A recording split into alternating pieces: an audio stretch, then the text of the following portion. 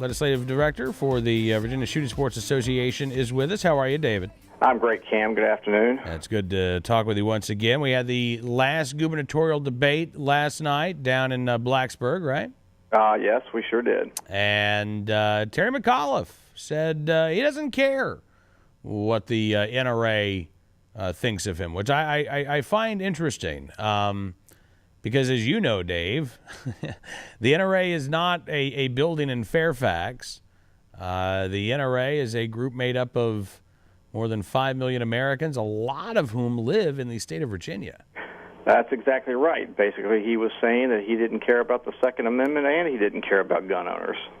Yeah, and that's you've been paying attention to Virginia politics a lot longer than I have. That's kind of new for candidates to do, right? It is new. It hasn't been done since 1993 when Mary Sue Terry, who was a sitting attorney general, was running for governor, and she ran on a platform of a 3-day waiting period. She eventually got trounced by George Allen, who ran on a platform of getting tough on crime, not getting tough on gun owners, and a Democrat has not tried the same tact in the state since. All right. Now, what's interesting here is that McAuliffe is becoming more anti-gun, more vocally anti-gun as we get closer to Election Day, and I think it's because he's seen a couple of these recent polls that show him widening his lead, not because of what he said. Dave, I almost get the impression that McAuliffe thinks he can get away with saying these things based on what the latest poll numbers are. I think you're right. I think he believes that the polling, which is showing a trend in one particular direction, one way, either by high single digits or into the double-digit lead, I think he figures, okay, I can't lose now, so I'll go ahead and I'll tell people what I really think, especially on this issue. And he's got the gun ban lobby behind him, putting money. They did the same thing, I think. I think they waited until they thought that they had a winning pony in the race, and so they jumped in too.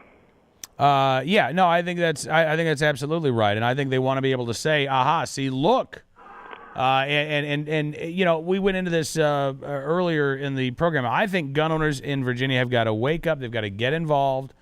We've got less than 2 weeks before Election Day, and they have to make sure that every one of the gun owners that they know and their friends and family members turn out on Election Day.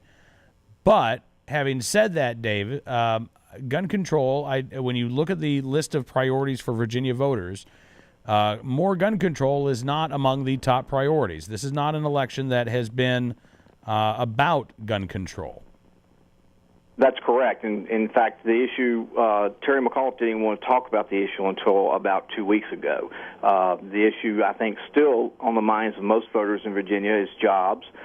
We've had a pretty good governor on that particular issue the last 4 years, Bob McDonald, but people are still concerned because the economy is still not where we think it should be.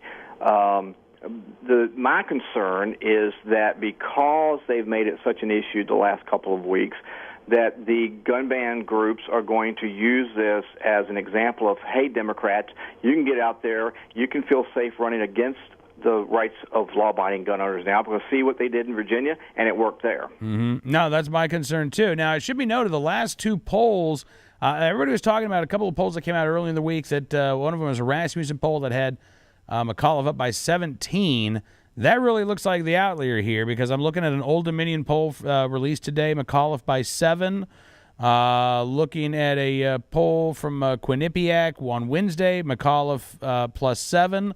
So, Dave, anybody who says this race is over, I think is out of it. I don't think that that's the case at all. But again, gun owners have to understand what's at stake here. You're absolutely right that Mayor Bloomberg will try to use this not just in Virginia but all around the country to say, aha, see, look, you can run as an anti-gun candidate. McAuliffe will certainly be more than happy to wave his hand and go appear with Mayor Bloomberg around the country. That's what you get for $1 million, right? That's exactly right. It's I think that Rasmussen poll is definitely an outlier. I think even Cuccinelli's internal polls are showing it in the mid single point range, which would be around that 7-point range that the other polls you mentioned has.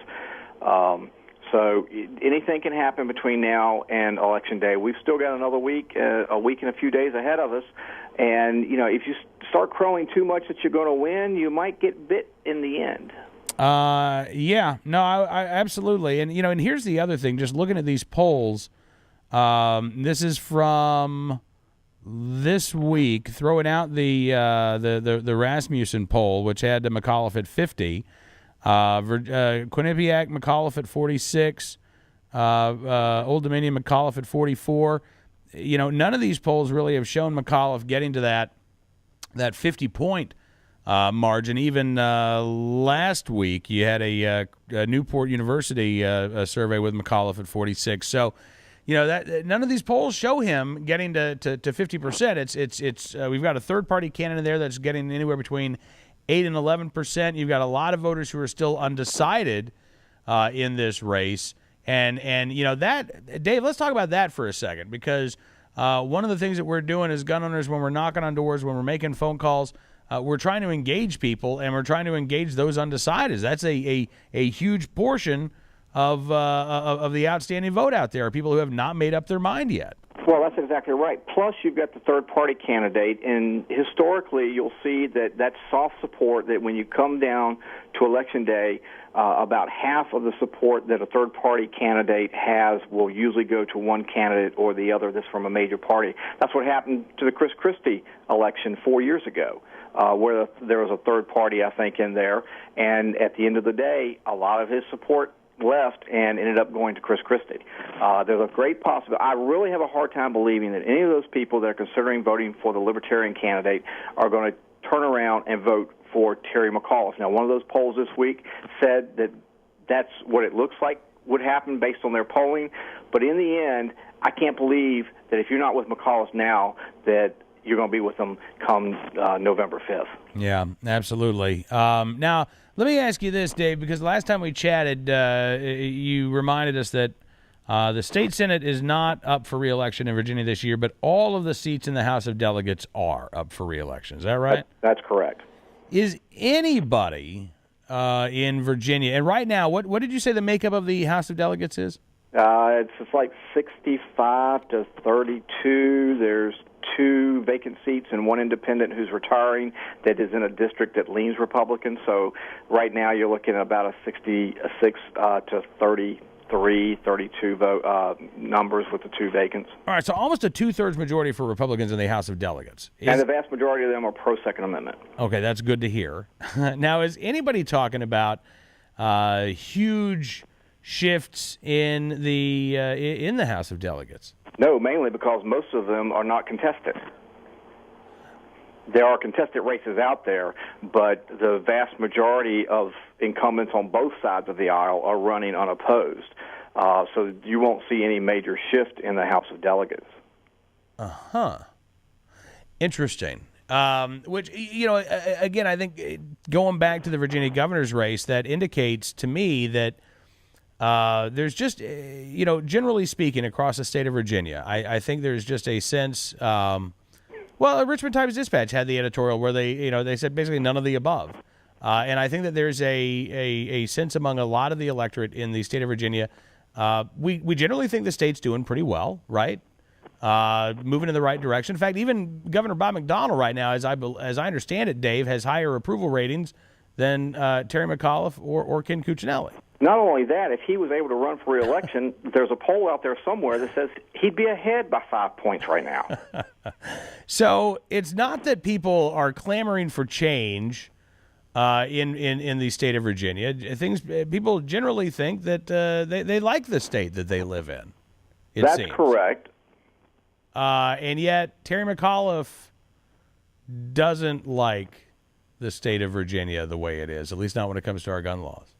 No, and it just goes to show that when you can sit there and raise gobs of money from out of state and define your opponent before he has an opportunity to define himself, that it can make a difference in an election.